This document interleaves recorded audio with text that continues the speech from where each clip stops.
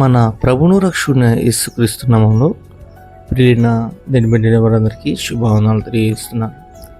ఈరోజు దేవుని యొక్క వాక్య ధ్యానము యెషయా గ్రంథం 51వ అధ్యాయము 16వ వచనం. నా చేతి నీడలో నిన్ను కప్పి ఉన్నాను. దేవుని వాక్యం సెలవిస్తుంది, దేవుని యొక్క చేతి నీడలో నీవున్నావు.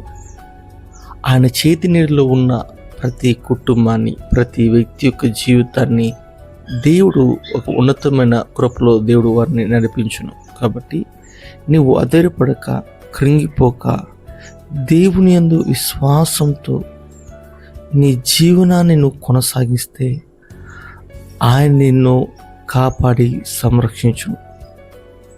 ఆయన చేతి నీడిలో నీవు ఉంటే ఆయన నీకు సహాయకుడిగాను తోడే ఉండి నిన్ను నడిపించి సహాయకుడిగా ఉండును.